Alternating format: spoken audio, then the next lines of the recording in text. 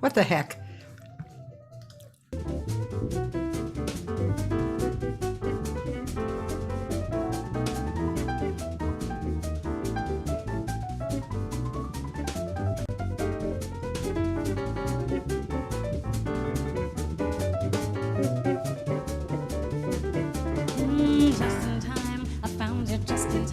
Before you came, my time was running low. Said I was lost, the losing dice were tossed. My bridges all were crossed, nowhere to go. But now you're here, and now I know just where I'm going. No more doubt or fear, I found my way. For love came very just quick in time. version. You found me just in time, and changed my lonely like that lovely day.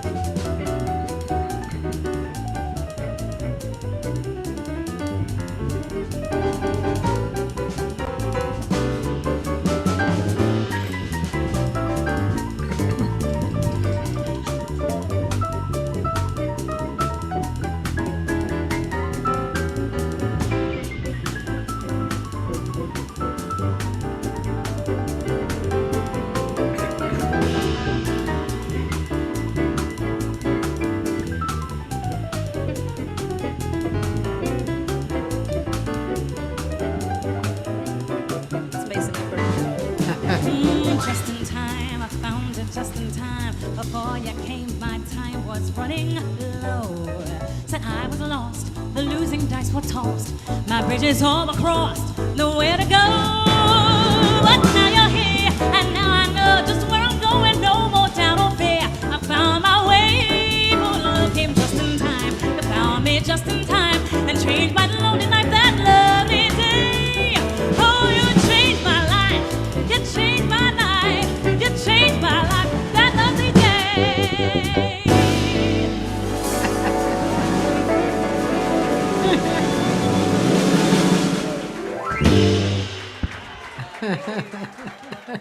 That is a quick version, man. Ladies and gentlemen, my special guest at 5 to 7 today, Dara Tucker. I'm really happy because I was telling her I'm her new fan.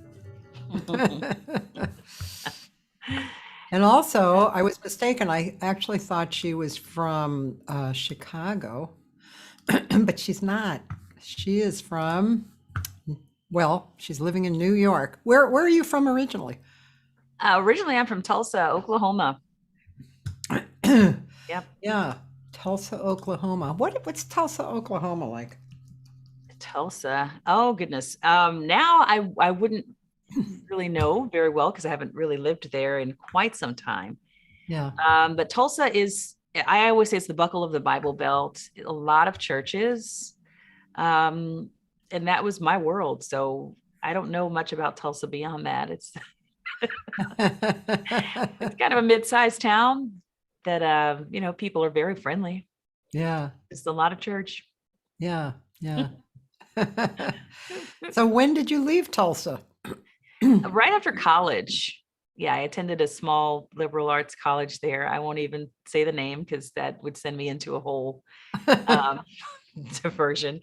But yeah, right after college, I left Tulsa and I moved to, I studied international business and German studies in school. And so I worked in that field for a little while, the language training field. We relocated. I worked for a company in Detroit that relocated like in Patriots, and worked with Daimler Chrysler to bring a lot of their executives and train them in English, and to help them to find homes and, get cultural training and that kind of thing. And when I got bored of that, then I moved to Switzerland. I really felt like Oh, I wanted to learn the language better, the German language better. yeah. And moved to Switzerland to au pair. I just dropped everything, left the corporate world, and just au Wow. paired for a year. Yeah. Wow. Yeah. How does one find a gig like that? I mean, just happen chance or Well, it's just, there are sites that do matching for yeah. nannies and for au pairs, and people wanting to bring people overseas, or people Huh. wanting to move there. So I just use, matching service. Oh, wow. Mhm. Did you enjoy it? Well, that's a complicated question, but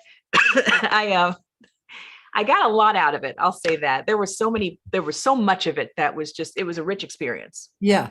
And there was a lot of it that was challenging. It was isolating. It was lonely. The family that I worked for was a little odd. And so that added to the challenge of it all. But it forced me into a place of like self-examination. It forced me to really begin writing. That's where I started writing music. Oh, So I don't think I would be doing what I'm doing now if I hadn't done that. there you go. Yeah. Yeah. Life's paths are really interesting. Yeah, it was very cool because that you turn on the television, and this was like 2003, so a little bit after I finished school. And you turn on the television, and there was Al Jazeera, there was French channels, there were German channels, there were Italian channels, and there was the BBC. So if there wasn't anything on the BBC, then I had difficulty even trying to watch TV. So I ended up spending a lot of time with myself. This was before Facebook, before social media, and in it, I would have had to go to an internet cafe even to use anything, just email or whatever. So it was a lot of just like sitting on rocks by the lake and going on hikes and bringing my journal with me and learning to kind of fellowship with myself, get to know myself. And it was necessary. It was very necessary at that time, because I had grown up in a very large family where you're sort of taught to be a part of a unit and to not really so much see yourself as an individual. So I kind of had to go through that period of time of just self-exploration and figuring out who I was in the world and who I wanted to be, and realizing a lot of that involved music, Wow. So, yeah, it was a pivotal time. Yeah, definitely. Yeah. And so your writing, did that inspire you to go to Nashville, or did you go somewhere else first? Yeah, definitely. The writing inspired my move, because I ended up seeing that we had CNN International. That was the other English channel that we had on television. I had on television. So the BBC and CNN International. And on CNN International, I saw an interview that Larry King did with Winona Judd, of all people. And she was saying, well, Nashville, I was trying to decide what was going to come after, because I had no idea. I just dropped everything in the corporate world, went and did this au pairing assignment, taking care of children for a year, teaching English, a little bit of English for a year. And I'm like, I have no idea what comes after this. And my father was kind of on my back to get back at it and, do the corporate thing again and have a plan. So I'm like, I really don't know what I'm going to do after this. And I saw this interview with Winona Judd on CNN saying that there was a dearth of writers in Nashville, good writers. And he was asking her why she hadn't put out a project recently. She's like, well, I don't have any good songs. And we need good writers in Nashville, which is silly now when I look back at it. It's like, we need more songwriters in Nashville. It's just, I think absurd to think about that now. But I thought, I've started writing music. I don't really see myself as a singer. I had grown up in music. My father was a music minister.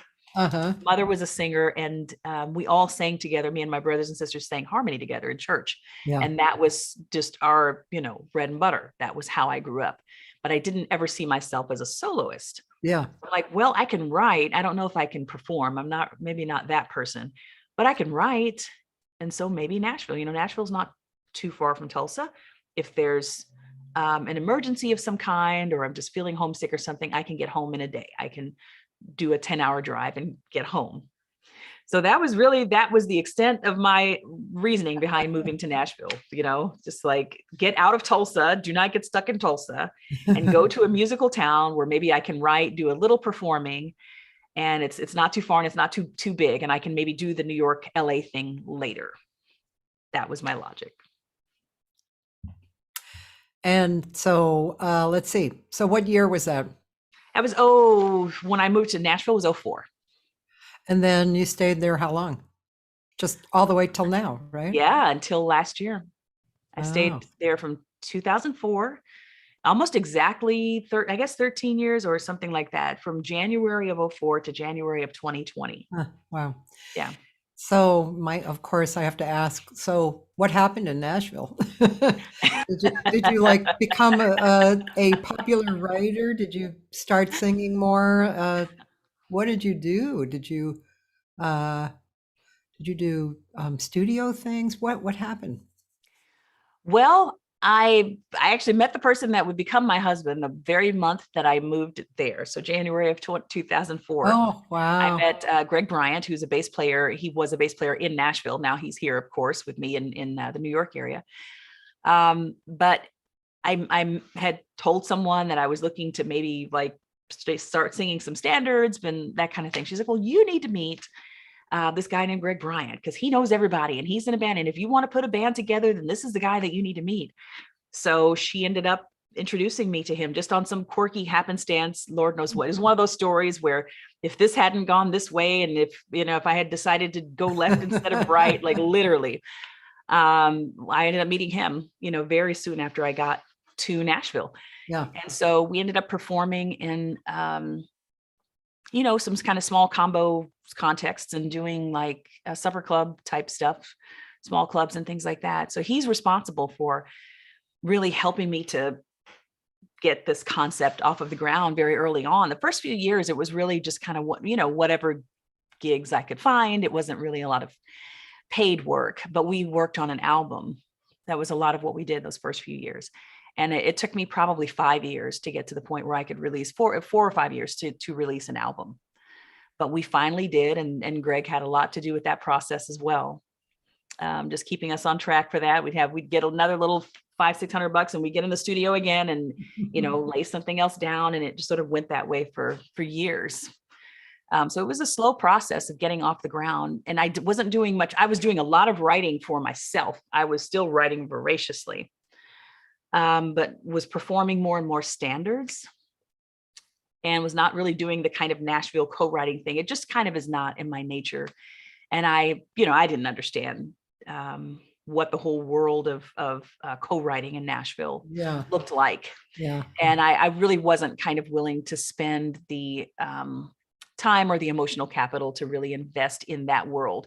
Yeah. I remember joining the Nashville Songwriting Association, and there were, a good group of people there, but just, when I sent my songs through the critiquing process, it was like, well, you need to do this and move this verse here and move the bridge there. And, it was very much like this is how to write to the formula. This is how to write for country radio, which I wasn't really, all that interested in. It was like, well, if I wanted to write kind of cookie cutter songs, I've got the brains to do that. I could figure that out myself, but I just wanted to do something more creative. So I wrote for myself, really, and kind of slowly moved from doing a lot of standards and that kind of thing to doing more of my own music over time.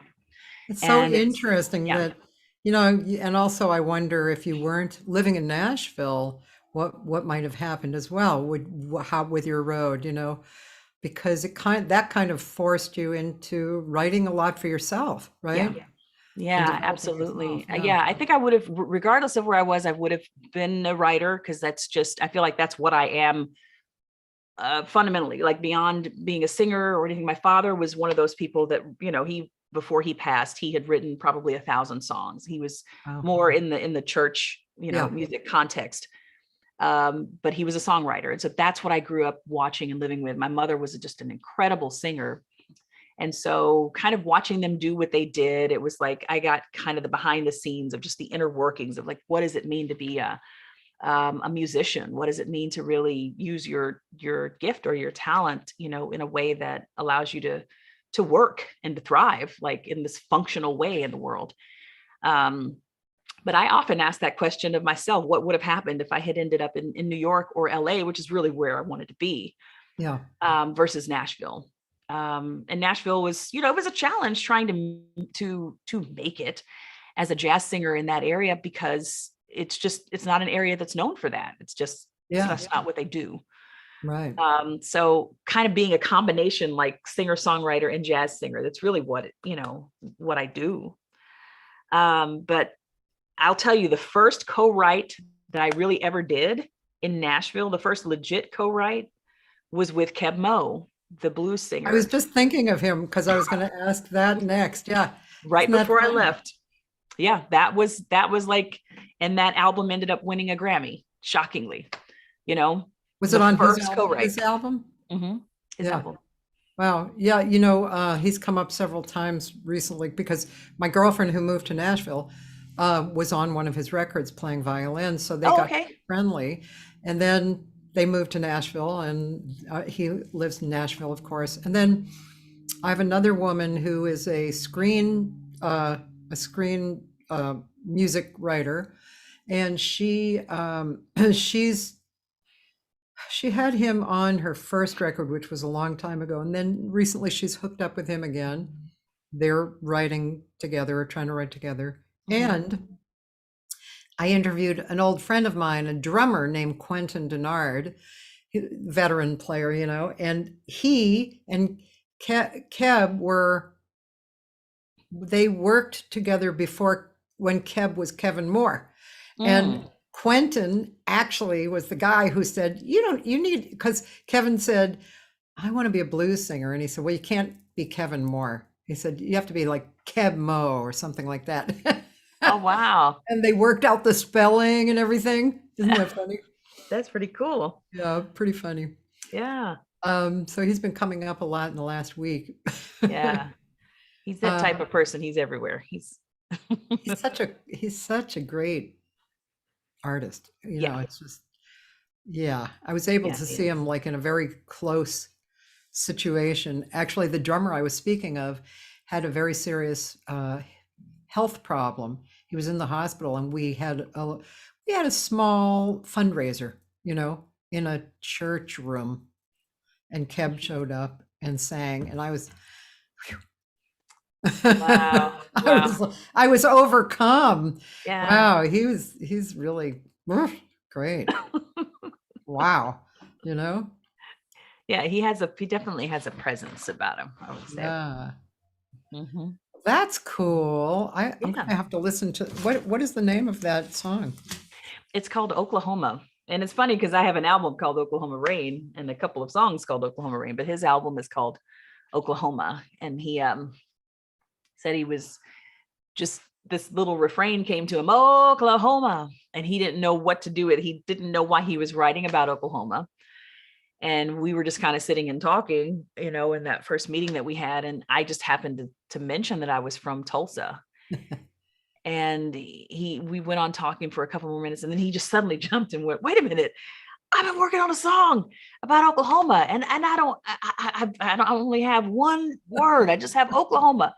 And he pulled out his guitar and he starts playing this for me. He's like, I don't know why I'm writing about Oklahoma. I don't know anything about Oklahoma.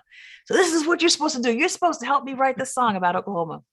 So we just hashed it out there in a couple of hours. And he kind of, over time, he kind of started to be, obviously, he sort of knew what he wanted it to evolve into. So I was just there to, I contributed what I contributed. Yeah. But it was definitely through his leadership. I'll say it in that way. Yeah. That's cool. Yeah. Sometimes I have been intimidated by writers who I hold in high regard, especially in the genre that I'm not strong in, like I have a friend who writes like Bonnie Raitt, and she sings great and she plays guitar great, all in that kind of genre.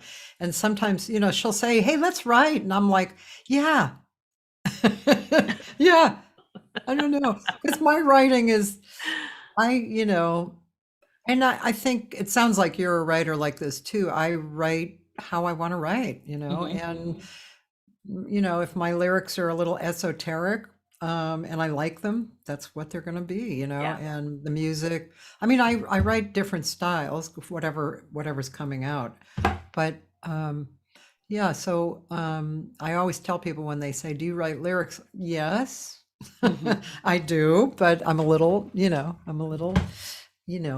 heady, Yeah. So I like to warn them ahead of time. Uh, so I've been telling people that I'm really excited that you're in LA. Have you ever been to? Oh, you're coming to LA rather, but have you ever been to LA? Yeah, I used to live out there. Well, a couple of times I've spent an extended amount of time there. I'll say Yeah. that when I was a teenager. Once when I was 13, Yeah. with both times with the same aunt and uncle. So my father's brother and his wife and children. I went to stay with them when I was 13 for about 3 months, and then again when I was 17, 18 for probably 6 or 7 months. So I've spent a lot of time there. It's always been my just ideal place to live. It's the place I've been trying to get back to since I was 13. And I just have never, I haven't made it back, but I just feel in my heart that I will one day. I'll make it back to actually live in LA because that's my goal. I'm from Boston, but when I was 21, I left and went to San Francisco for 6 months, and it was just too much like Boston for me. And so Mm. I came down to LA. Then I was going to go to New York, and I met my first husband. So of course, the rest is history. But Yes. I really like LA. It's a very comfortable living place, and I mean, I've been here 40 years now, so I have a Wow. life, a solid life. But Mhm. um, I still really like. I mean, I like LA for a lot of reasons, but when I go back to Boston, my body just actually it's like a cat who kind of goes, like this, That's what happens to my body. I'm like, oh, green, water, old buildings, So I Yeah. don't know. That's what happens when you go home. I mean, the same thing, I go to Tulsa and it's like some sort of muscle memory wants to kick in. It's just Yeah, like, yeah, you're just a fish in water and you kind of know where to go and what to do. yeah. Um, but yeah, it's LA. It's the best place to be. I constantly have people telling me I shouldn't move to LA, but they were telling me I shouldn't move to New York. So They always, they- yeah, they in San Francisco, they said, don't move to LA. It was like, Mhm. whatever. Yeah, I think it's just the thing to say, just to Yeah. hate Actually, I on know a LA. lot of New Yorkers who are moving to LA who have Okay. like these two outstanding jazz players who are, they're very much young lions, I guess you could say. Let's see, Ben Williams on bass. Okay. Yeah. I'm sure Greg knows of Yeah. him. I know who that And is.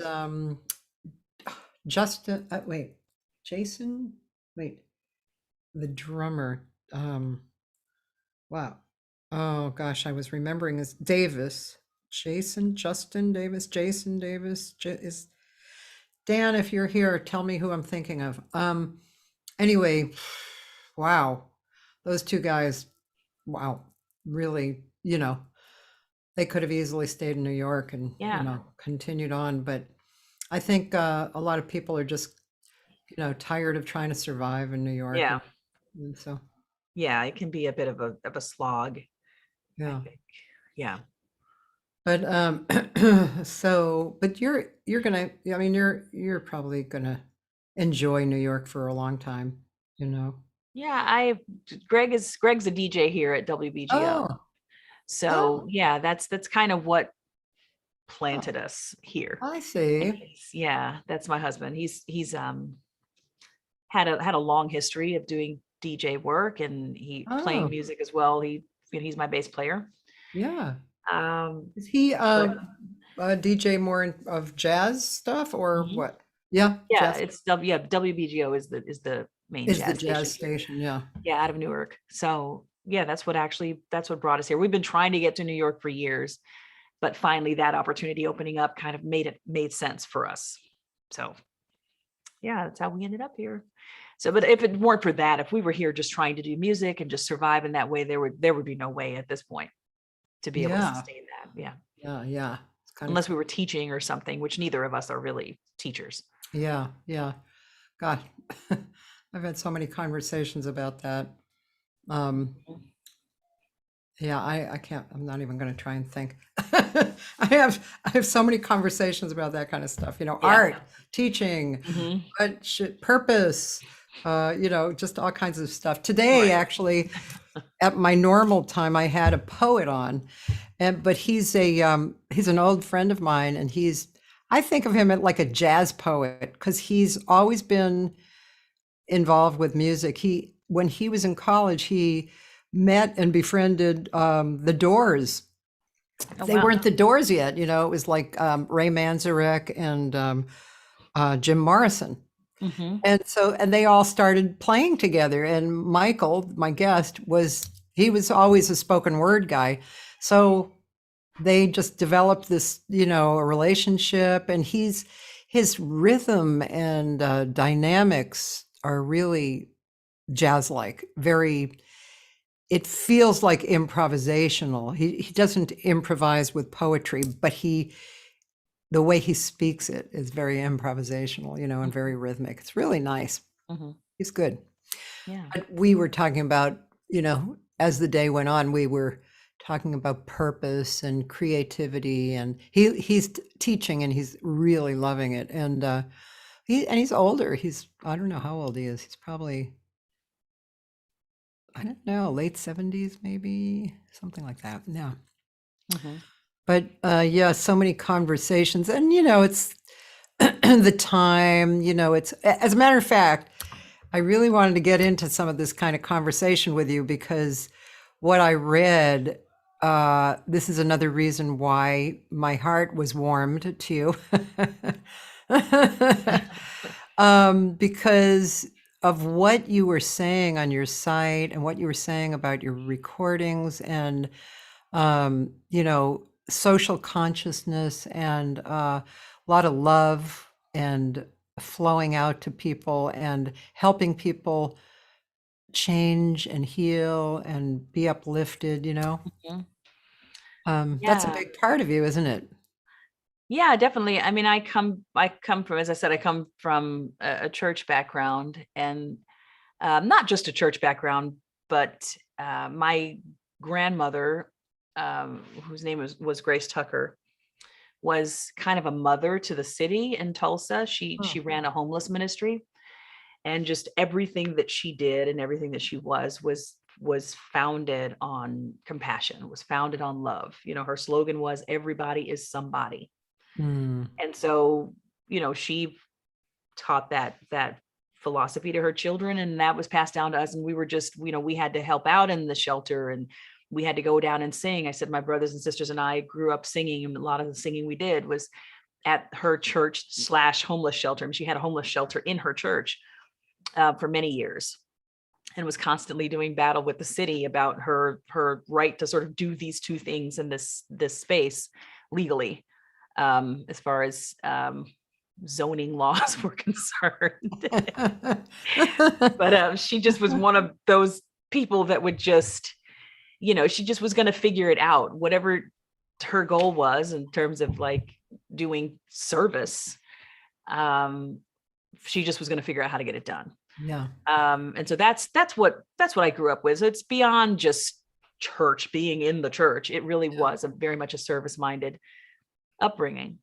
And my father and mother were deeply compassionate people. And so, yeah, just to see a lot of what has developed in the world and has been going on, for forever. A lot of the songs on my current album were written in the 60s and 70s. And so, in the golden era of social justice music.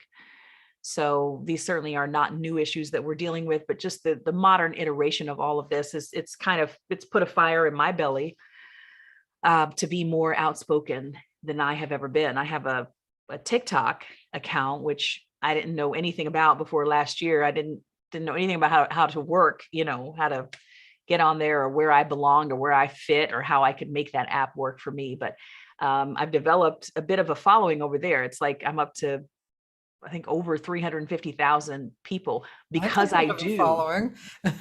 yeah, because I do videos on social justice and on race, and trying to help people understand some of these basic issues around race and justice. So I'm not even really known as a singer over there. That's not even really what I do on that platform. Wow, interesting. Yeah, it's become quite the outlet for me. So I actually do some like comedic stuff, and but just a lot of like explainer, educational type things that I do there. Okay, now you're making me want to go check out TikTok. I've never been on TikTok, but now I think I'm going to go and look at your thing. Yeah, it's the best of times and the worst of times. I'm sorry? Is it under your name, Dara Tucker? Yeah, Dara Star Tucker. That's Dara Star Tucker. Mm-hmm. I'm gonna write that down. Dara Star with 2 R's. Right. So yeah, it's become quite the thing. I've noticed that if I don't post about race or social justice or these kinds of issues, that the videos just don't get as many views. And so that's what people want to hear about. That's what they want to hear me talk about over there. It's very interesting. And well, I'll go look, but I'm just curious, since we're talking about it. Is it you don't strike me, I'm guessing that you don't, you're not a wild woman, like forcing your point of view down people's throat. No. Probably more like, look, this is what happened, and you should take a look at this, Right. That kind of Right. I laughed a lot when I said that. Okay. I am not a wild woman. You would be accurate in that. Yeah, there's a whole lot that goes on over there. That's, some of it, you just have to eat the fruit and spit out the seeds. Really, there's some good information that's kind of comes in rough packages, and then there's, some people who are much more finesseful about it. So just however you can receive it, you're going to find somebody who's helping you to get it in that way if you're really looking for the information. So I try to be very direct there. I tend to be more direct than I am even in my regular life. It's like I'll start the video out with a very declarative statement, because that's what grabs people, and that's sort of the Hollywood part of it that you have to insert in order to really cause people to stop scrolling. Yeah. And then, I love doing research. I love gathering information. I love helping people to understand complex topics or things that they've just never really thought about. So I really try to fold a lot of just research and, real simple explanations into the videos that I do. And I've done some videos on music history. I've done some stuff on, specific people like Herbie Hancock and Quincy Jones. And I don't know if I've done one on Nina Simone yet, but I did one on like Elvis's relationship with the Black community. Was he really racist? Like a lot of people have claimed that he was. Yeah. So things like that, just things that interest me. It's like, let's do the deep dive. Let's talk about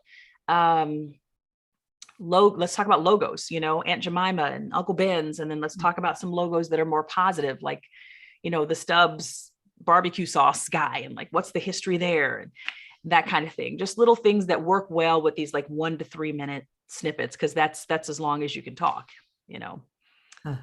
So yeah, it's been good for me. It's been good for me. Yeah. That's pretty cool. Yeah. Yeah, and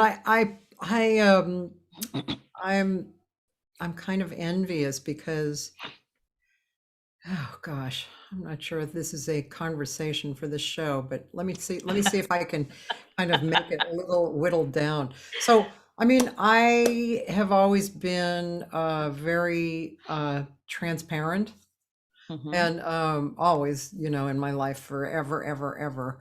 And also, I like helping people, and so I've been proactive in a lot of different things.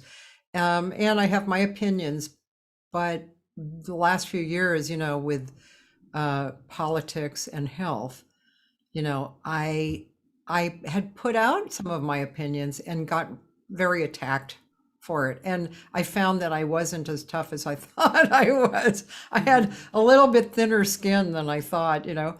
And so I stopped doing that. And that's why I'm kind of envious, because it would be really great to just, you know, feel totally cool about saying what I really believe, you know. And Yeah. it sounds like you're doing that on TikTok. Yeah, to some degree. I mean, particularly where race is concerned, just because I feel like this is a conversation that it just needs to be had. It's not, there's just, it's time out for people like me who try to be very diplomatic. It's just, you know, we're just living in very serious times. And I had to remind myself that it's a luxury to sit quietly and to not speak out. That's a luxury that I don't have and that I can't afford. So for me to move to a platform like TikTok, where it really was not there, you know, it's not family and friends. It's really, you're just in the court of public opinion, and you're just out there in the marketplace for all to see. It's almost a safer environment than doing that on, you know, Facebook or Instagram, which I'll repost some of the stuff I do to Instagram, but Facebook is just, you know, it's just a different kind of place. Not the place where I would really be dropping bombs and, you know, let's just start all these deep conversations. You know, I deal with enough just crazy stuff in my comment section on TikTok from strangers, which is really easier to deal with, to be honest about it. It's just easier to deal with if it's people that you don't know. I don't want to be arguing with family and friends about this stuff. Okay, thanks for making me feel better. There's several reasons why I like you already. Thank you. Yeah, it's really not about because I, you know, like I said, coming from a very conservative kind of, you know, church background, it's like you're going to be bumping into all sorts of opinions, and just, it's just not worth it on Facebook to start those kinds of conversations. I mean, with TikTok, it really is whosoever will, let him come. If you want to hear about this, you can hear about it. If you don't want to hear about it, then you should probably just unfollow me. But, you know, at this point, you have to be actively buying in, because my whole thing has been about this. We can't say, you know, well, why are you talking about this? It's like, that's what this account is. I see. Yeah. Pretty cool. I'm going to check it out. Thank you. I do a lot of foolishness over there too. There's a lot of satire and just skits and just silly things to try to relieve the pressure from just like hammering away at the stuff all the time. I've really kind of pulled back from it some, just because it can get really intense. It can get very intense to be engaging with, you know, there's so many trolls, just so many wild things over there. So I try to go through periods where I'll just do silly skits that have nothing to do with anything, or I will just lay out for a couple weeks and not post anything. But yeah, there's a lot of content over there to just, you know, scroll to your heart's content. Do you think my friend gave me a link here to you and Charlie Hunter? Do you think that's proprietary type of stuff, or? No, not if we're not if we're perming. None of that. Wade in the water. Yeah, no, you can. Yeah, unless that's from the album. If it's from the album, then that is going to be copyrighted. But this is at the New Orleans Jazz Museum. Yeah, no, that you can feel free to play that. Yeah. Okay, and I happen to adore Charlie Hunter, so wonderful. I do too. Oh man, I'm really a guitar maniac. I've been that way forever, and Charlie Hunter. He's the best. God, he used to come here and play at the Blue Whale, which was a great room that unfortunately closed. But I didn't know that. Yeah, but this is okay, and featuring now. I don't know. You come up right away, or should I move on? Yeah, no, I'll. They don't put it on me for some reason, but I'm there.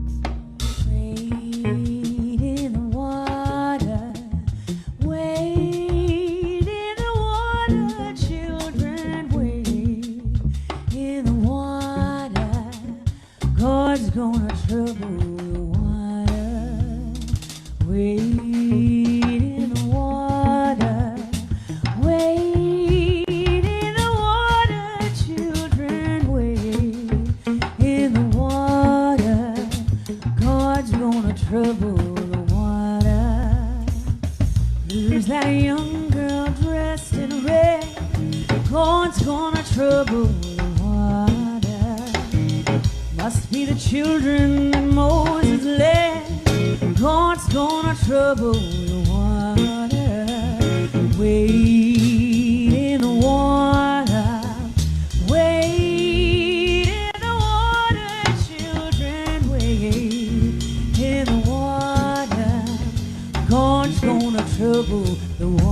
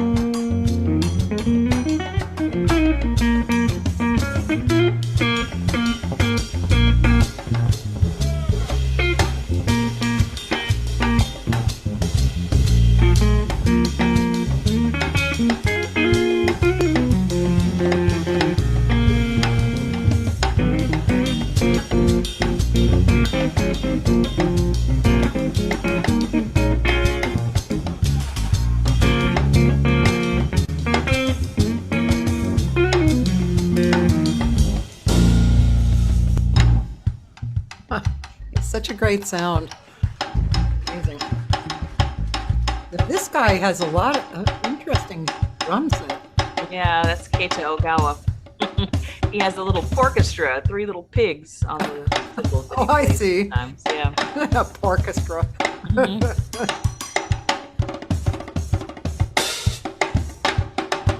Is that like a different bass drum kind of a thing? Yeah, it's like a tribal something or other that he had made. Oh, wow. Yeah. Interesting.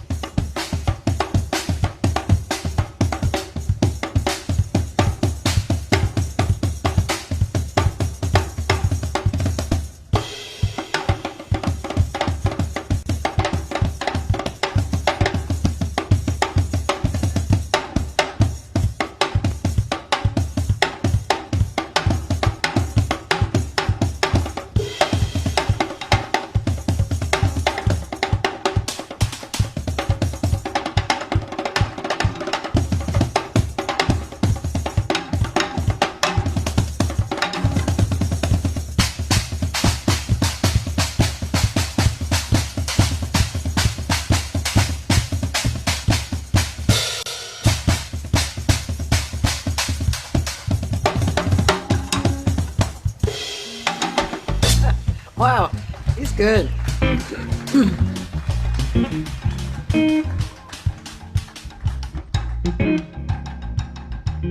Very good. Who's that young girl dressed in white?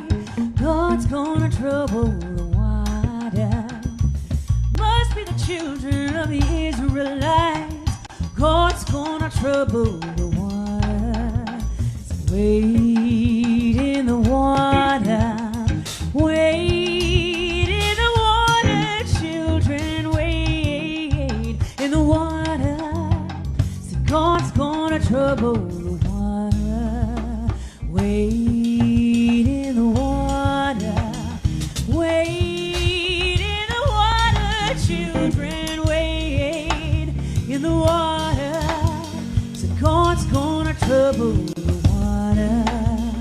God's gonna trouble the water. God's gonna trouble the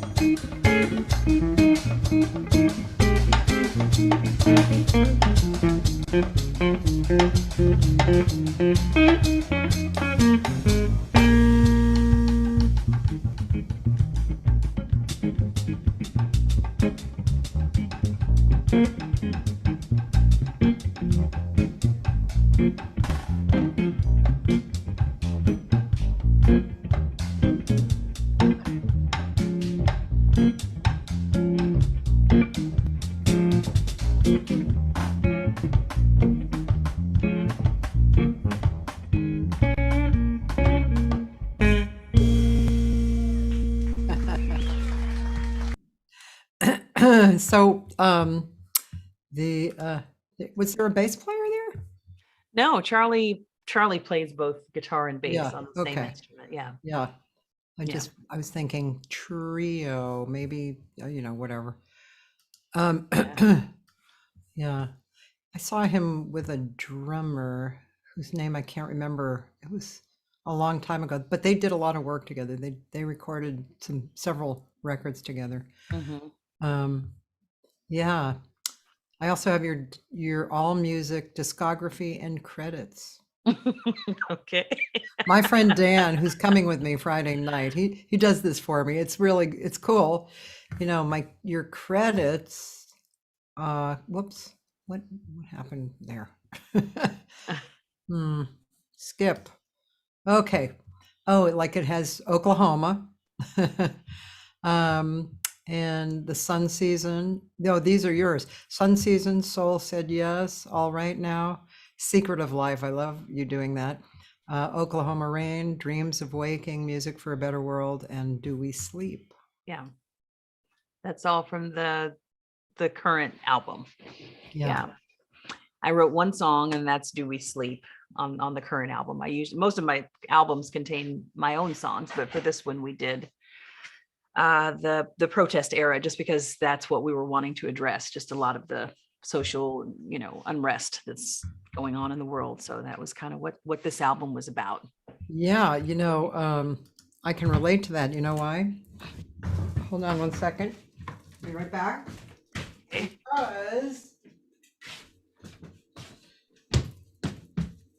this is my new album, Social Anthem. Oh wow, Social Anthem. Okay. And like you, I can't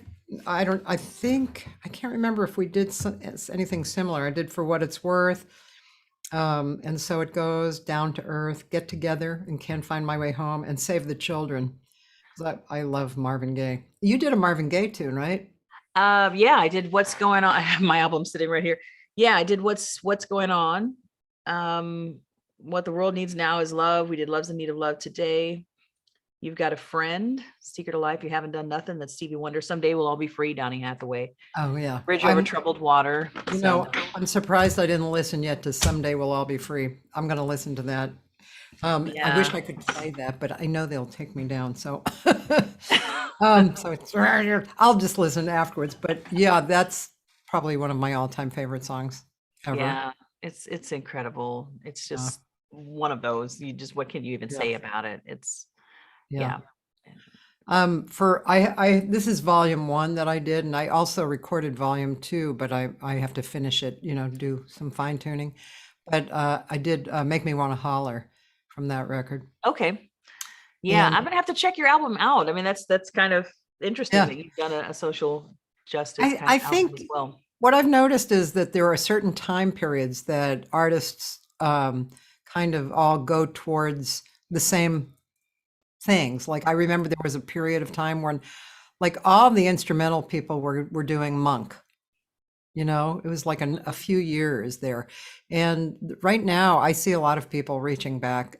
My girlfriend Judy Wexler did a record called Back to the Garden. She did a bunch of stuff. Actually, she did 2 of the same ones that I did, but we didn't really know it until we had already done it. But yeah, and then actually last year I put out 4 singles as music videos.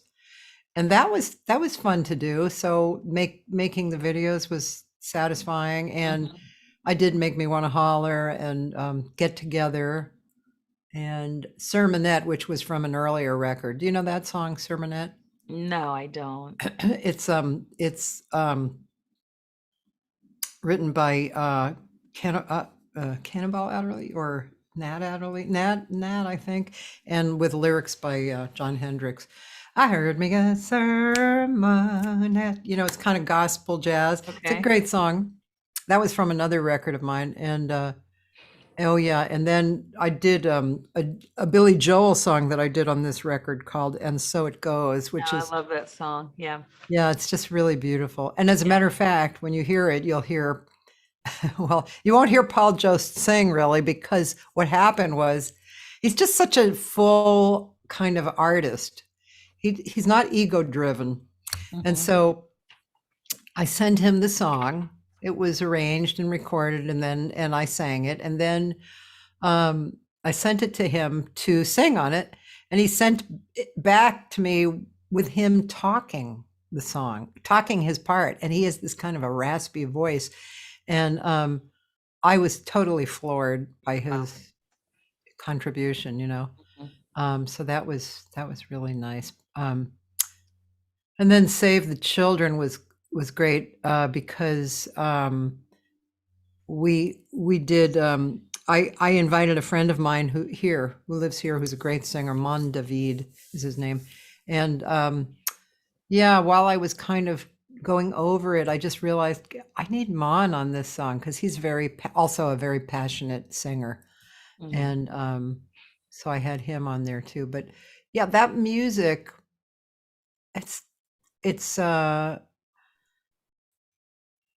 I don't know. I feel very strongly about that music. I don't think it's just because I was in college at the time, and you know that there was so much of it there. But I think, like you had said before, that what was happening then and what's happening now has a lot of similarities.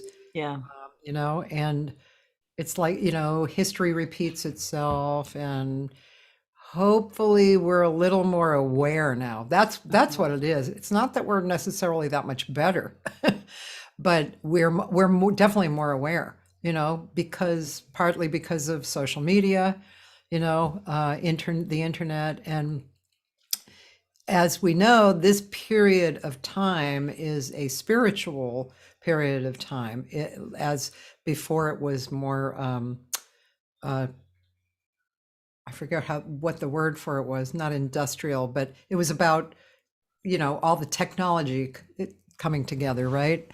And so now this period of time, all the spiritual leaders talk about it, it's spiritual, you know. Oh, and that that must be Greg, right? Sidney Bryant. No, that's actually Greg's father. Oh, hi, Mr. Bryant. And he said that's what your song "Do We Sleep" is all about. Yes, it is actually. Yeah, kind of the awakening that needs to happen collectively. Yeah. Can you say some of the words for us? If I can remember. That's why I said some. The verse is, well, yeah, it's silencing the sounds of the hopeless. No words are spoken. Do we hear the cries of the broken, or do we sleep? Cradled in a tomb of our making, no dreams of waking. Do we know the price we are paying, or do we sleep? And the bridge says, will we begin to amend what we shattered when eyes were so blinded by fear? Still, we pretend to attend to the matter, dividing our lives through the years. Do we now atone for the sorrows, steal, beg, or borrow promises of hope for tomorrow, or do we sleep? So it really has to do with, yeah, the decision to awaken to what's going on, the decision to be honest about what's, you know, the transgressions that have existed in this country for so long. It's just, I kind of tend to feel, at least with the work, I feel like this album, Dreams of Waking, has acted as kind of a companion piece to a lot of the work that I'm doing now on TikTok. And I get to have a lot of conversations with people in that context and on that app, and for better or for worse. And a lot of the conflict seems to be around whether or not people choose to acknowledge what is, to acknowledge what is going on. And it has to do really with is there a contriteness? I think when the George Floyd situation happened, I won't say situation, George Floyd murder happened, it really shone a light, or it put up a mirror for a lot of people. And there were people who were willing to just allow that mirror to reflect back to them just some of the ugliness that exists within our culture that they haven't been willing or able to see. And there were others who just chose not to look at the mirror. or to obscure it in some way and just argue about what the reflection showed. So that's a lot of what that song is saying. It's like, we can wake up, but it's a personal decision. You have to make the decision to want to awaken to Yeah. what the reality actually is, because you can't even acknowledge what is, then it can't be changed. You can sleep through the revolution, or you can be an active participant in it. You can choose to sleep through it, or you can choose to participate in it. It's really, really up to you. Yeah. I have so many mixed ideas. Starting from, I think the first awareness that I had personally about, I guess racism was, I lived in a little tiny area in Boston, and it was built for the veterans, of World War II. And there was one Black family in there. And I was friends with the kids in the family. And at that time, it was probably, well, I guess it was the 60s. And let's see. Yeah, it was the 60s. So the older brother was really into a lot of political type of activity. And he taught me a lot. And I remember just being so so innocent, like so affected by it. I had an innocent upbringing, I mean, I had, our family had its own issues, but those were family issues. But as far as the world went, he was probably my first introduction to that. And also, this was the time period, I probably was around 10, I guess. But one of my friends who lived in that community, his father and mother were communists.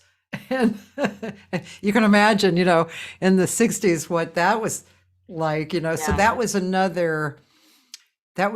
a different kind of, I guess you don't call it racism, but you call it prejudice, And then as I grew older, and then it was like the free love and drugs time, and then I started seeing more and more, and then all that music started coming in. It was Boston, and there was a lot of rich music going on in the world anyway, but also in Boston too, and Boston's such a college town. So really, the feeling of Boston is these people in college, and not just young people, just people in college striving to learn, and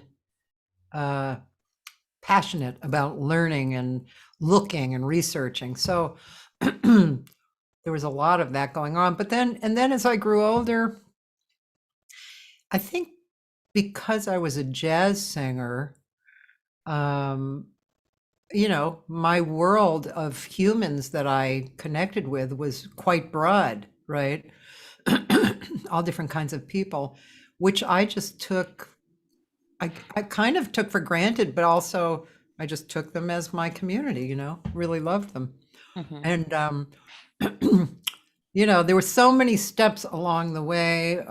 Between husbands, I had a Black boyfriend, and who was from Texas, and he had been through some really horrific things. And I just remember one night, he was telling me about the things, and I was just weeping and weeping and weeping because, it's stuff like what you're talking about, it's like, there's the mirror, and it's not me particularly, but it's horrific to know that that there's a large portion of humans, that are like that. Ooh, it's scary. It's just horrible, Yeah. So over the years, it's just, Yeah, and it's fun. It's what's interesting too about what similarity, a little similarity. There's, I wrote a song on my record called "What Are We Gonna Do?" Mm, And wow. it's like it's lighter than yours, though I think. But what are we gonna do when we've got to decide which way to turn, which way to learn? What are we going to do when we've got to decide which way to go? How do we know? How are we going to lift ourselves in spirit and sight and justify this human race? How do we recognize what's wrong and make it go right and let our hearts illuminate our love? Mm, It goes on. But so it's interesting because yeah. I put a song on there like that too. So see, we are kind of sisters. Yeah, we're somehow living in this parallel universe. That's so interesting. Yeah, it sounds like the same general concept. I know. Yeah. Now, did I read? Yeah, I saw on your website that somehow you're involved with Cyrus Chestnut and also Sullivan Fortner. What are the involvements with them? Well, they're both on this album, on Wow. Dreams of Waking. Yeah. We Wow. had two separate bands for the project just because we wanted to kind of, I don't know, just execute two different concepts, I guess. But they helped to arrange several songs, and they both played on 4 or 5 songs each on the album. So they just, yeah, they elevated everything. Oh Of yeah, course, God. as you can imagine. Okay, Yeah. first of all, I just want to say something funny. This Okay. record was supposed to be a double record with 2 different bands. I Oh, just wanted wow. to tell you that.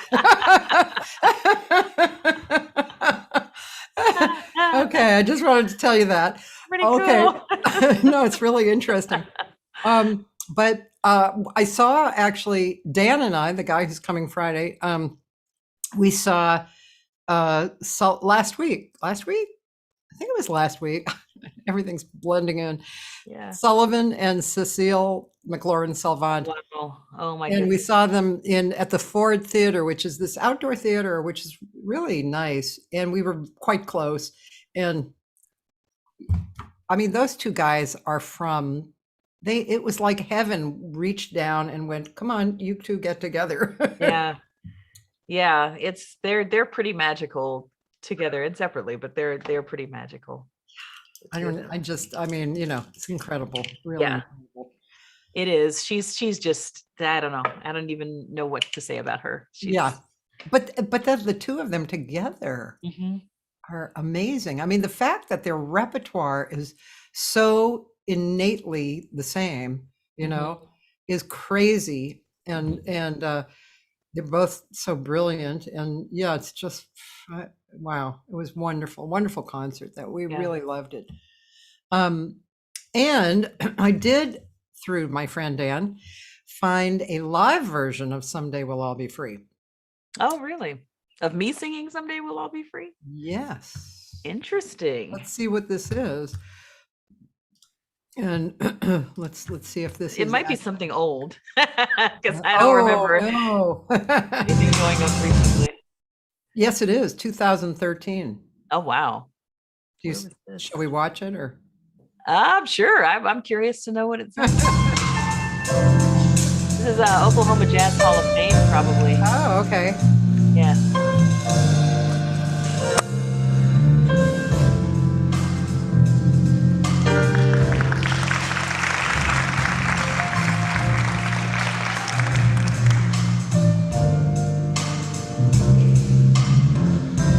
Hang on to the world as it spins around.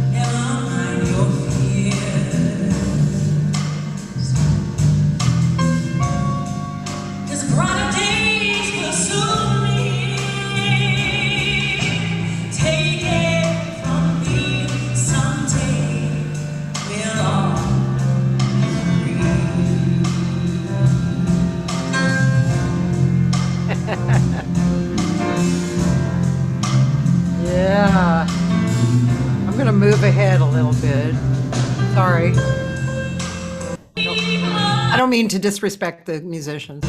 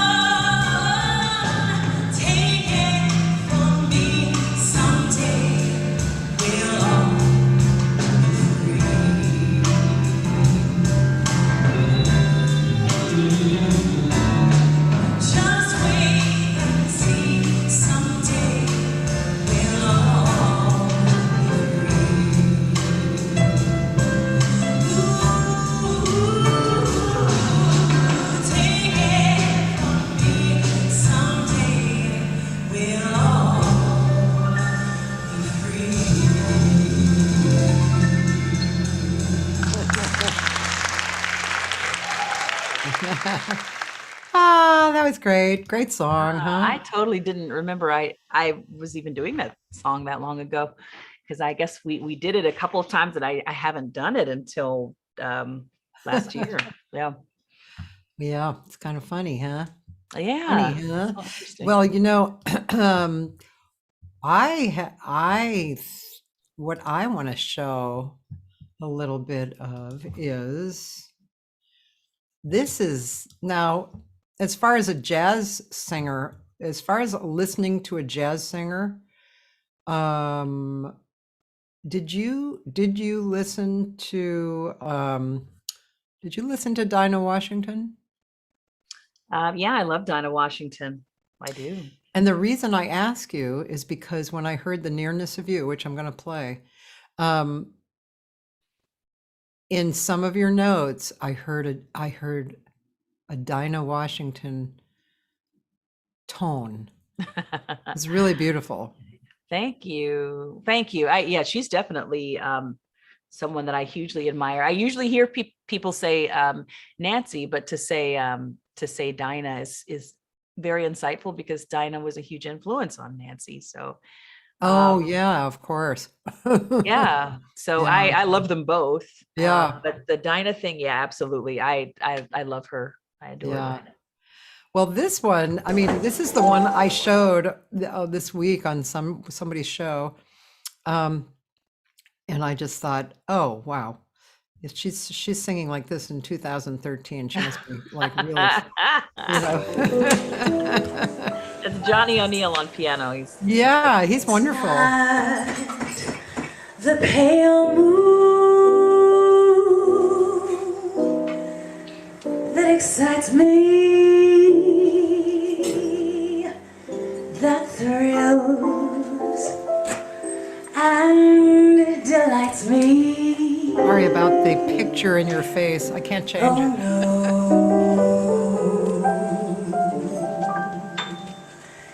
It's just the nearness of you.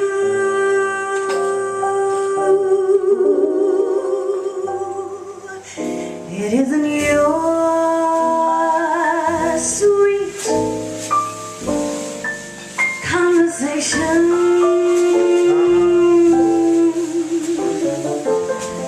that brings this sensation.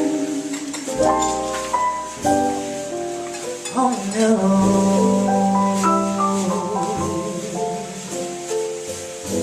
it's just the nearness for you.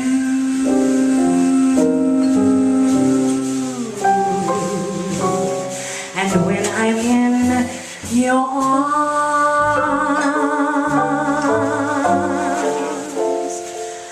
and I feel you so close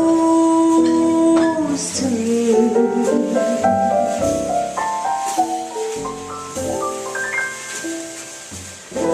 all my wildest dreams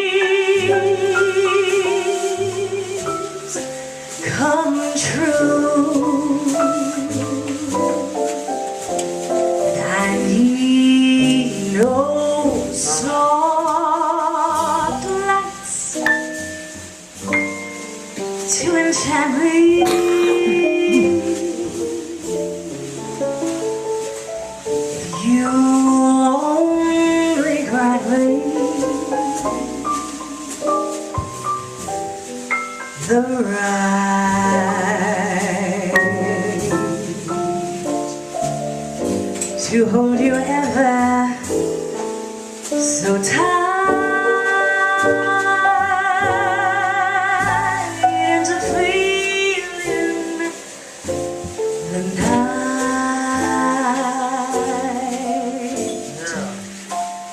the nearness of you.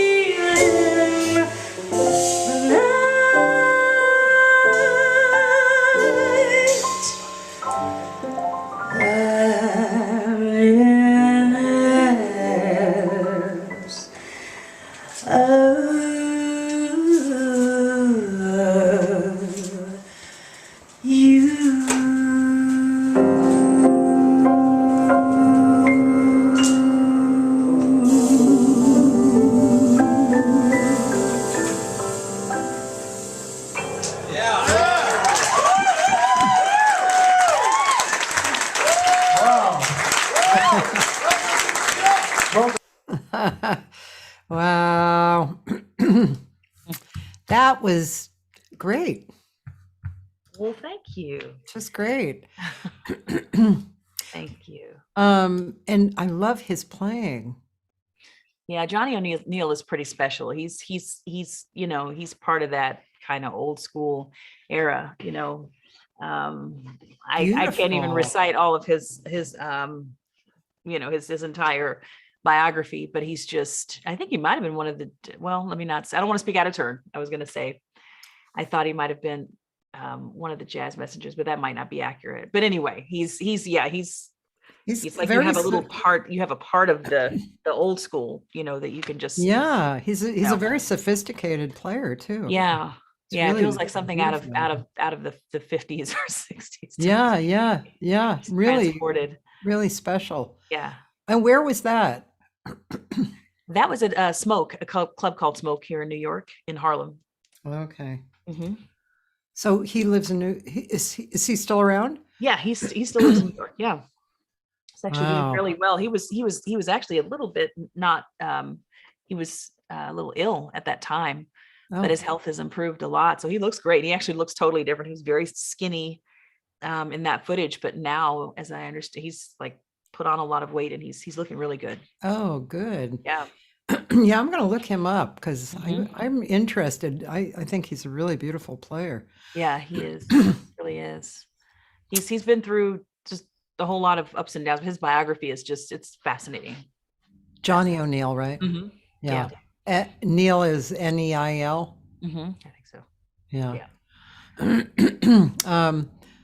My friend Roland said, Dara, I'm sure glad that you gave solo performance a try. Wow, lady. Oh, thank you. It took a while to kind of break out of that. Like I said, just the harmony and stuff, we were just taught that Yeah. that blend was everything. That family blend was everything. And so it was all about just fitting in, not sticking out. Your voice Yeah. shouldn't sound any different than the people around you, and you shouldn't be doing anything either vocally or physically that would cause you to attract any sort of attention to yourself. So pushing past that sort of barrier has been, and I'm still working at that, but yeah, it's been. Yeah, I know what you mean. I mean, that's although in my upbringing, I sang with my two sisters who were 4 years older than me. They were twins, but it wasn't the same. It wasn't like, okay, I mean, it was blending was important, but it wasn't like don't stand out, because of course I did stand out. I was the ham, but yeah, but what was I going to say?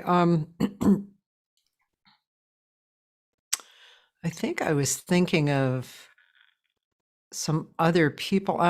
Sorry, my mind just went whatever I was thinking of, but I was thinking of that, like singing, together in that situation, and then stepping out. It is definitely a different thing. It really is different. A lot of times I have students who are in from that, either from singing in choruses or singing with their family, and now they're stepping out. It's pretty challenging.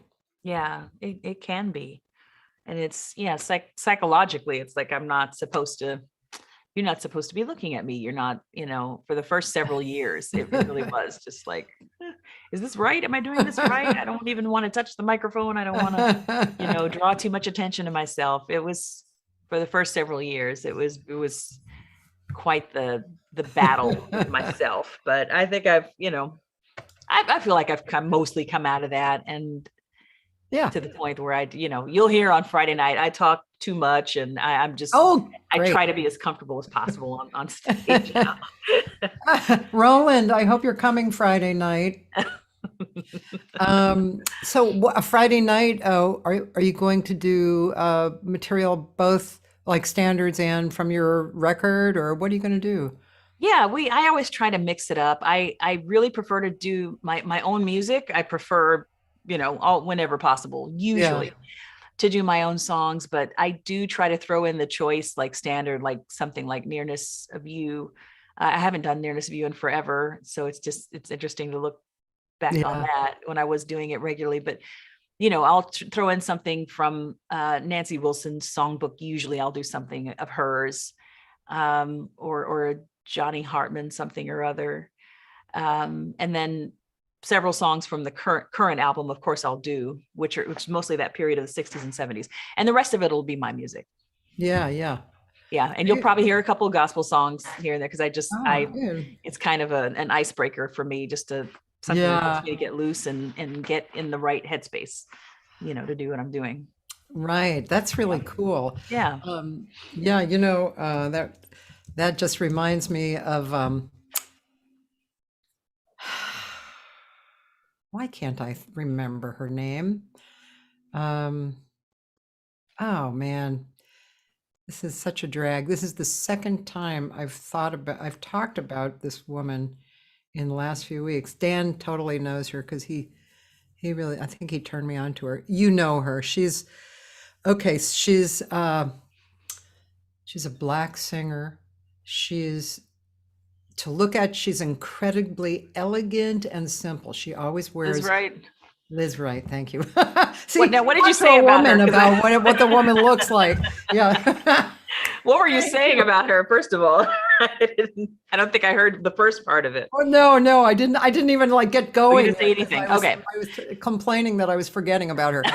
But when I first saw her and heard her, and I was so blown away by, it's so obvious where she's coming from.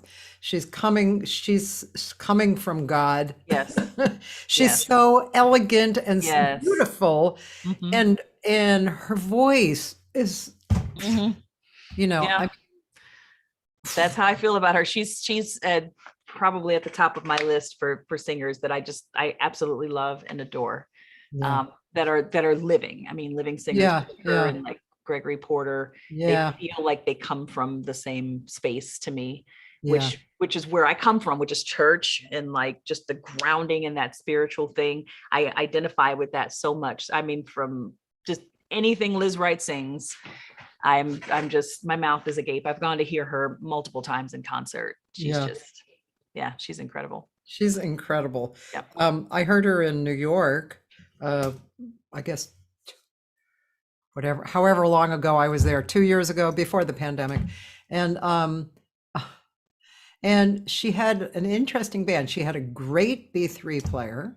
Mhm. She had two guitar players, and one of the guitar players was a friend of mine from here, Adam Levy, and he is a very modern jazz type of player, and the band was kind of filled out after that, but it was just great, and I forget the name of the club, but we were very close. It was the stage was low, and we Mhm. were very close, and it was. Well, it's always just great seeing her, and she's just Yeah. lovely. She's just, yeah, just, Maybe the Jazz Standard. I saw her at yeah, the maybe Jazz it was the Standard, jazz yeah, standard. Yeah, before it closed. Yeah, she just, I don't even have words for her. yeah, She's yeah, just the best. yeah. God. So, who did you now there must have been a time when you kind of started listening more to jazz? Well, my progression with that actually was it's kind of, but yeah. I grew up in a household where pretty conservative Christian environment where we couldn't listen to. You'll probably hear me repeat a lot of this stuff on Yeah. Friday at the show there in LA, but we couldn't listen to a lot of secular music at all. I mean, just a lot of it just wasn't allowed. Like I said, my father was a minister, grandmother was a pastor, all kinds of aunts and uncles, and everybody's in the ministry and stuff. So there was just a lot of dogma that we grew up with, where just secular music was just not, it wasn't edifying, it wasn't of God, and so you just didn't indulge. But we always found our ways to kind of sneak off, and you'd hear things in the air. I mean, if you got on an elevator, you were going to hear music. If you went to the mall or anywhere, or just being out with other kids, and you were going to hear stuff. But my whole foray into the standards and stuff, that was my way of kind of rebelling against how I grew up. And I was probably 11, 12 years old, and I started discovering people like, I mean, just the corniest stuff. Dean Martin, I discovered the Andrews sisters, the McGuire sisters, and and Andy Williams, Perry Como, just all that kind of thing. I was just trying to find something different to sort of stimulate. That was kind of pop ears. music at the time. Yeah, it was in the 40s, 50s, 60s, that era of like pop music, and then also some jazz too. But that was kind of my escape a little bit. And I would get the radio, and I would tune it down to the low end of the dial, and just find these little obscure radio stations that would play this stuff. Some of them would be college radio stations, or maybe public radio stations or whatever. And I would just sneak away and find little things that sparked my ear, and things that I could feel like it was something that was mine. It was not, it didn't belong to everyone else. So I discovered it on my own, and it sort of progressed into, by the time I got to college, it was more of like the Ella and Dinah and Sarah and Billie Holiday. I was discovering, of course, Nat King Cole I had loved him for forever, and Mel Torme. I was getting into listening to a little more of like, actual standard singers, jazz standard singers, and that kind of thing. So really, since I've always loved old films, and that was an entryway too. Just like, we couldn't listen to secular music, but if we could find it in a film, then it was kind of okay. It was like, and a lot of those great American songbook songs came from films. So I was watching, old movies, and just whatever I could find, award shows, wherever I could find like some different stuff to listen to. I was finding my way to get that in. And then a lot of stuff from like the 60s, 70s, 80s too, a lot of singer-songwriter and kind of light pop music too, I loved. So I mean, I was picking up whatever. I was a sponge at that time. And I don't know how much my parents knew what I was doing. But I tried to be stealthy as best I could. I may have been getting away with it or not. I don't know. And after a point, they just kind of left me. After about 15 or 16 years old, they were just like, okay, whatever. We're not, this is impossible to police. We're just going to leave you alone. Leave me alone with my 4 freshmen, fight the power with the 4 freshmen. Oh God. Yeah. Yeah. That was all in my history too. Yeah. My dad was a sax player, so wow. I listened to his music, right, in the beginning, but he wasn't he wasn't too outside or sophisticated. He did listen to Stan Kenton, but he had a lot of Ella and Rosemary Clooney. We had Judy Garland. I think Rosemary Clooney really deeply affected me. Her phrasing. I love her. Oh my goodness. She was so good. And Ella, of course, totally affected me. And then we did have the 4 freshmen, but we also had the high-lows. Oh yeah. I love them. Yeah. Love them. Actually, the tenor in the high-lows lives in LA. He's 80. I don't know how old he is. 85. Oh, wow. Still alive. Yeah. Yeah. Wow. He's a real Wow. hot number, man. He's cool. He's a great guy. Clark Burroughs is his name. Okay. Yeah. Very cool. Yeah. But so did you ever get into improvisation, scatting? No. I have never been that person. Never. I don't know why, but it just is not it. No. I do not have the inclination for it. I get asked that from time to time. Maybe you could scat a solo here. I'm like, nope, you don't want me in that arena at all. Cause I would much rather hear, Cecile do that or people who are just Layla Hathaway or somebody who's just amazing at it versus me, who would be just so mediocre and so average. I do sometimes do a little character of a bear called Jenny the Jazz Bear, who like really wants to scat really badly. She just wants to be a great jazz singer. So she's just awful. So that's how I get out my, humorously, my kind of fraught relationship with scatting. But no, I don't scat at all. It's probably not that awful because it's actually hard when you're thinking that you need to be awful to be awful. As in somebody said, someone left a comment under one of the Jenny the Jazz Bear posts and said, well, it's not the worst scat solo I've ever heard. This is someone who actually kind of knows what they're doing. Like, darn it. I was really trying to sell it, but I wouldn't probably sound much better myself, to be honest. But I one of my heroes is Nancy, and she always, that was always the criticism with her, was that she just wasn't jazz enough. And no, she's a pop singer, she's an R&B singer, and she never scatted. And any interviews I've heard her in, she really kind of stands firm in her, just who she is as a singer. She's like, no, I don't really do that very well, and I don't really have a desire to do it, so I don't. And so I'm like, okay, Nancy. I don't think it's necessary to make you a jazz singer. I just think, just like you said, it's some people do it and some people don't. And I think it really has to do with phrasing a lot more, and and improvising in your own way, like in singing the song, Mm-hmm. Yeah. I mean, if I could kill it like Diane Reeves or somebody, you probably wouldn't get me to stop. You couldn't get me to stop scatting. But I just feel like there's so many people who do that so well. I've noticed in New York, it's kind of a thing that is expected. And like I've only had one true blue performance here, like a full-on performance. That was a couple of weeks ago at Minton's. But I've noticed when I've gone out to hear different jazz singers, it's kind of one of those things you have to at least do once in a show, just to say, I can do this. I have this capability. So, I don't know if I'm willing to play that game at all. I think I'm just gonna I think I'm going to dig my heels in and stand my ground. You don't really want to hear that from me. You really don't.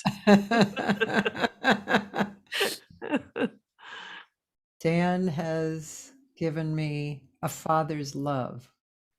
Oh my goodness. Who's talking about a father's love? Well, Dan Davila is my friend, and he's a supporter of mine, and he's the one coming Friday, and he finds this stuff for Oh me. my goodness. Now that's like, that's obscure. Let's see. Let's see, can I get it? There's June Lee. That was the owner of the Blue Whale. Okay. Wow. Oh, this one.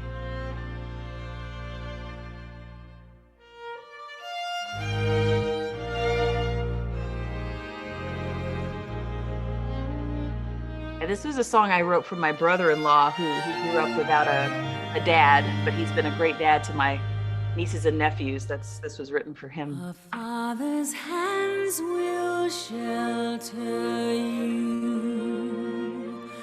A father's eyes will see right through. And though a father's love was never there for you, somehow you knew just what a father's love was always meant to do.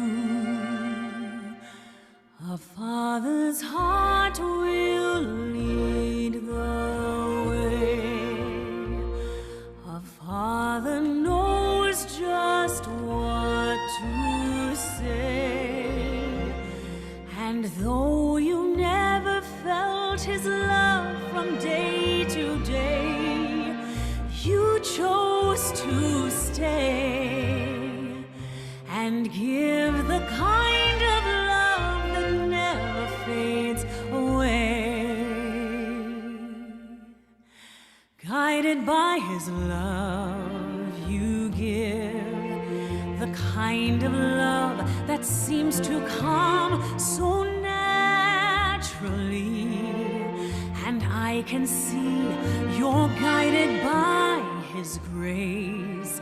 You take the time to teach your children all they need to learn, and you receive their love in return. Your children watch you as they grow. A broken heart they'll never know. If you will guard their hearts and shield their fragile souls, when you are old, they'll show a love that brings you shelter from the cold. If you will guard their hearts and shield their fragile souls, when you are old, they'll show a love that brings you shelter from the cold.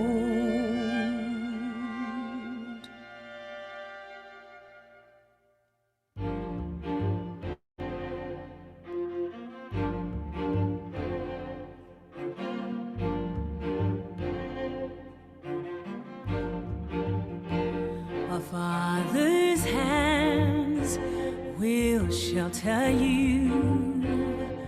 A father's eyes will see you through. When you are down, he'll comfort you. When you are lost, he'll carry you. Say, whoa, whoa, whoa, whoa. The Father's hands will shelter you. The Father's eyes see you through. When you are down, he'll comfort you. When you are lost, he'll carry you. Said, whoa, whoa, whoa, whoa, whoa, whoa.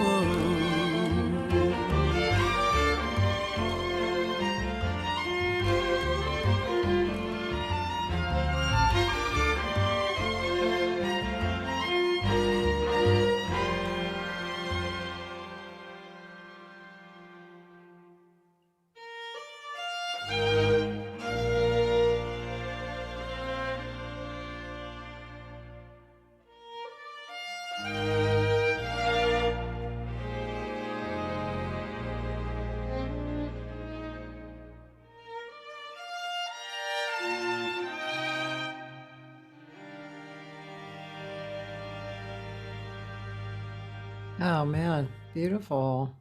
Gives me chills. Thank you. Lovely. Thank Wow. you. My friend Roland is crying. Oh, He's a father too. yeah. Yeah. Yeah, I have a brother-in-law, CE Spalding, who's just one of those guys who just somehow, in spite of like the cards that were dealt him growing up, he just figured it out. He just decided that that's not what I want to do. I don't want to do what was done to me. And now his sons are all like taller than he is at this point. And just like beautiful young men, all of them, and his daughters as well. So Wow. Lovely. yeah, thank you. Thank you. Do you write the music as well as the melody and words? Yeah, I do. Like I said, the Kev Mo situation was really one of the first times I'd ever co-written. Ah, So yeah, I play enough piano. I grew up playing piano, but I don't put as much time into it as I should, but I play well enough to write for myself, and then I make the charts and give it to other people to play more expertly than I can. I know that feeling. Yeah. It just frees me up to sing and to not have to think about Yeah. stuff. Yeah. Yeah. Yeah. Yeah. And what comes out of you over the years? Is it kind of, or do you write different genres? Do you find that happening? Yeah. I like I said, I grew up with so many different things. So we started out, gospel, a lot of the Andre Crouch and the Yeah. Karen Clark, whatever, Clark sisters and the Hawkins and the Winans. That's what I grew up with. A lot of that. And then also the world of CCM, contemporary Christian, which borrowed a lot from the singer-songwriter movement. But then when I got a little older, then I really did become very interested in singer-songwriter music, like James Taylor and John Denver and, Carole King and those folks from, Paul Simon, 60s, 70s, all the way into the 80s, Christopher Cross and Stephen Bishop and people like that. And then of course the standards were hugely influential. And then, I was also just a kid too. I liked the contemporary music of the era that I grew up in. Yeah. That was by that point heavily influenced by R&B. So Stevie Wonder, Lionel Richie, Whitney Houston, Michael Jackson, and people like that. I mean, I just, grew up with a lot of just pop music and R&B music too. So I find myself writing in just whatever, and Broadway theater. I love all of that too. So whatever, vein I'm in at that particular moment, that is what I will express. Yeah, so I've got that's songs cool. that sound like, I've got songs that sound like theater. I've got songs that sound like singer-songwriter stuff that, a couple of songs that could probably be classified as just straight up gospel. Uh-huh. And then some stuff that I write, in sort of that great American songbook vein, and just all over the place, for better or for worse. Yeah. By the way, I finally remembered what I wanted to say before, which was Mavis Staples. So because I saw the Summer of Soul. Did you see that? Oh yeah, of course. God, I cried Incredible. through that so much. But when the Staples family came out, and I've seen Mavis in her own thing, which just blows my mind. It's just so musical. It's not just another blues singer. It's like, Mhm. Yeah. she's really musical, and her Yeah. group is great. And the background singer, I mean, everything. But yeah, I don't know. I mean, she seems like she's the one in the family that may have been the one who's to step out. Do you know? As far as just like her, yeah, I don't think any of her other siblings did any sort of lead Yeah, careers or anything like that. I think they were always just kind of backing her up from very early on. yeah, It was clear that she was the one from yeah, like yeah. 13, 14 years old. Yeah. I love her. Yeah, she's ridiculous. Yeah, there's one song about her father. I have to go look at the name of it. I don't know if you know this song, but it's such a great song. I've often thought, geez, could I sing that song? I bet you could. But let's see. It is Pop's Recipe. Okay, I don't think I know that one. You should check that song out. Okay. Pop's Recipe. It talks about, kind of like what you were talking about with, was it your brother-in-law? Yeah, brother-in-law. Yeah, kind of that kind of stuff, like what a good man will teach, and it just wonderful, wonderful song. And it's a great music song, but it's also the lyrics and the sentiment are really, really nice. Yeah. I'll listen to it. I pulled it up, so I'll listen to it when we get off. Yeah. Let's see. What else do I want to talk about? These are very kind of impromptu, I'm going to go look at your site actually. Oh. So your site is is it just Dara Tucker? DaraTucker.net. Yeah. DaraTucker.com or whatever. So here is Dara's site. Mhm. And I would be surprised. I know two people who are going to be buying your CD. Oh, wonderful. Already. And and then the bio. Oh, that's a pretty picture of you. Oh, thank you. Wow. I don't know why that pop-up is coming up. Yeah. So the new record, this is the group on the new record. There's it's Dreams of Waking. Yeah. So and what is Music for a Better World? That's what the album kind of speaks to. It's like it's the social Dreams justice. of Waking. Yeah, for a better world. Yeah. I see. Oh, that's really nice. Yeah. Very nice. So Cyrus, Chestnut, Sullivan, Fortner, Dezron, Douglas, and Vicente Archer. Yeah, we just saw him with Robert Glasper at the Blue Note last week. Yeah. And on that night, Dave Chappelle and Chris Rock just happened to wander in. Oh, that was cool. That's really cool. Yeah, we hit the jackpot that night. It's like, wow. Yeah. And Johnathan Blake, Joe Dyson, John Ellis, and Giveton Gelin. Yeah. Giveton Gelin. Wow, that's an interesting name. Yeah, it is. Yeah. Yeah. You see why as you keep reading, you see why I was like, yeah, my kind of girl. I have to say, Secret of Life. The first time I actually heard that, I don't know if I really heard James do it, but I heard a Japanese student of mine on her recording, and I was so in love with that song, Secret of Life. Wow. Yeah, it's just song. It's incredible. I mean, he's if I had two like pillars of songwriting, it would be James Taylor and Stevie Wonder. And James just does something to you that's unexplainable. I know what you mean. And I saw him a few years ago here at the Hollywood Bowl. So it was a huge crowd.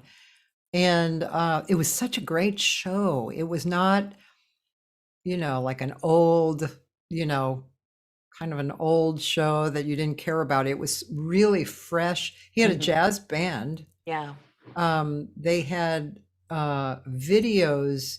They had put together a video of kind of his history, you know, family, Yeah.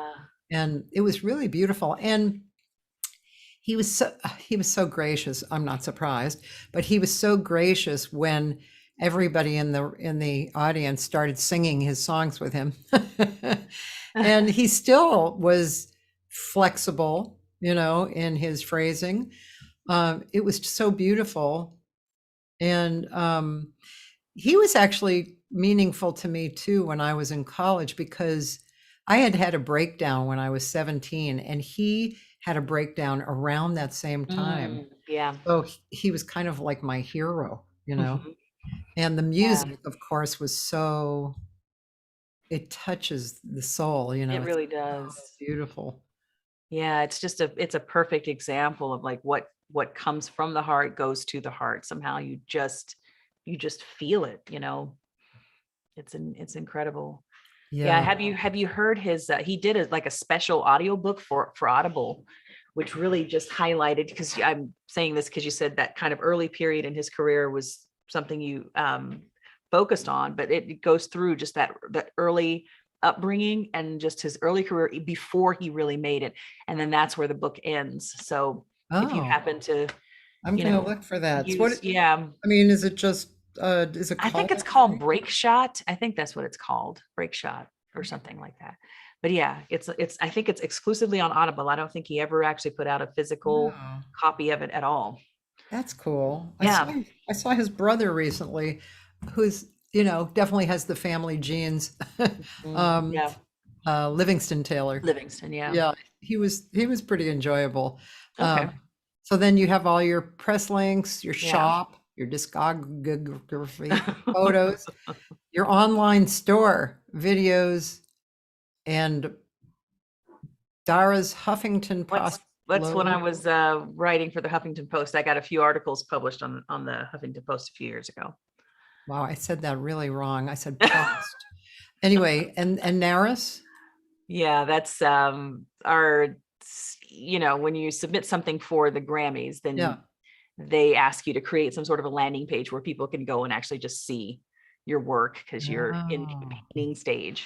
I So have to look that's at where that. we will be I'm pretty curious. soon. Yeah. Cute picture. Thank you. Yeah, Oh, it's kind of very functions as nice. just like an album EPK a little bit. That's really nice. I haven't, actually, surprisingly, I have never seen, I don't think I've ever seen something like this. I certainly have not done it myself. Yeah, it's something that it's kind of an industry sort of like, hey, you should have this, where you can direct people when you send out for your consideration posts and things like that. So I made a little video for your consideration, like, hey, That's cool. yeah. Wow, you know, this year I'm with Origin Records, and it's been so long since I've been with a label that I've really kind of been lazy. And I just haven't done a thing, you know. Yeah. Wow, you have t-shirts. Dude, You have merch. I have not told anyone Wow. about that shop. It's so funny. I think my mother-in-law is the only person I've told about that shop. So I'll have to actually post about it. But yeah.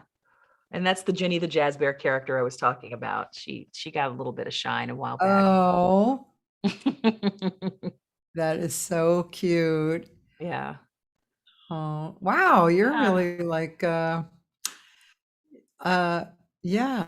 Oh, a face mask. That was a reason. Cool. Wow, this Yeah. is impressive. I know how what this takes to actually get this Yeah. together. Okay, so now I have to look at the online store. Oh my God, look at you. Wait, is all of this yours? Yeah, now that's an old store. It's weird because it's got two different stores, and this is one that we had a few years ago. Oh, cool. Yeah, I think it's just got a bunch of jazz artists on the cover of it. Yeah. You go. So is You're this looking at some stuff part here. of Greg's doing? Partly, yeah, that's his whole moniker is Watchman Music. So yeah, we're just trying to get everything organized in one place. We will eventually. That's my discography. Oh.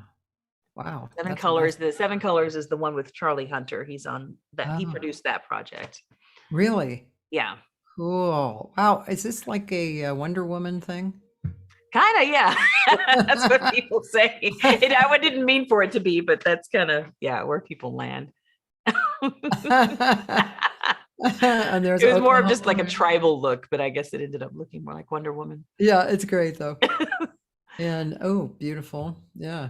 Thank you. Oh, Peter Bernstein. Geez, you're not playing with anybody good, man. Yeah, Song, Peter. John Ellis again. Alan Ferber. I love the Ferber brothers. Donald Yeah. Edwards and Greg. Yeah. Yeah. A little Yeah. something here and there. Oh, pretty cool. Yeah. And so you had a blog. I used to write for the Huffington Post. Yeah, it's just a few articles, as you'll see there. And a couple of them ended up getting featured on their site. They did, that Here's to the Ladies Who Cuss. You'll see that title there with the red thumbnail. Yeah. That one ended up getting a lot of traction. So this is, a few years ago, 2016, 2017. Oh, I did some writing for them. Yeah. Who Needs Feminism? Wow. That sounds interesting. It's not what you think. It's not what you think. Is it like who needs feminism?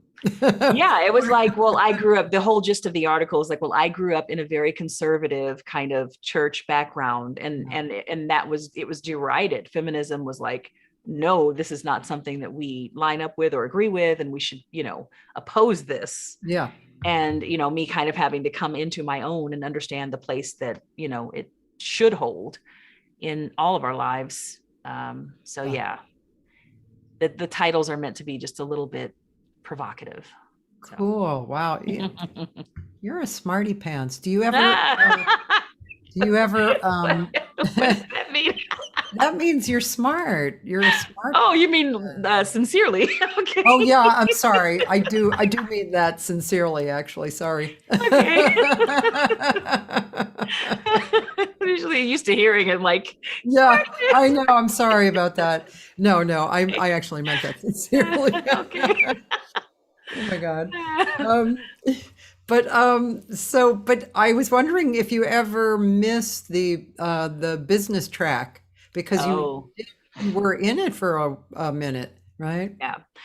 Yeah. Well, I feel like a lot of what I learned, in college and just the skills that I've developed over the years have helped me in what I'm doing. Because for the most part, we've been independent up until very recently. We're with a small label now. But just learning how to, shoot and edit my own videos, learning how to do my own marketing, design my own flyers, and just write my own copy. That kind of thing has come in. It's just been invaluable. I can't imagine having to outsource all of that. And I like to have a certain amount of control anyway over how my thing is being put out there. And so, being able to just communicate with people, send out a business letter, how do you respond? And, that professionalism and stuff, I can't imagine not having gone to school, because that would be a lot harder. Even I've had to write a couple of grants lately, and just that's been an invaluable gift, just to even the basic skill of knowing how to type. It just makes life easier, all of it, just having that foundation of having been in the corporate world for a while. So I have been in and out of it over the years, and have done a lot of just receptionist type work, up until a few years ago. And it just helps me overall. I'm glad that when I sit down to a computer, first of all, I'm technologically inclined. I'm not intimidated by really anything in terms of technology. If I have a minute with it, I can figure it out. So it's all helpful when you're an independent artist. It's as many skills as you can accumulate, just accumulate them, because you'll need them, you'll use them. I was talking about that with one of my interview people, and we were talking about how there are people, both old and young, the young ones coming up, who they don't understand that kind of stuff, that whole box.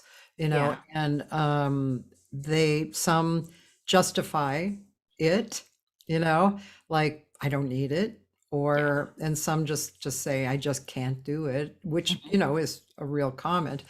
But my feeling is if you're not inclined toward it and you just really have a back off on it, then get somebody to help you. You know, it's like the old, it takes a village, you know, and it's okay. And even if you didn't have the money, you could trade something, or, you know, you can always work it out if you want it.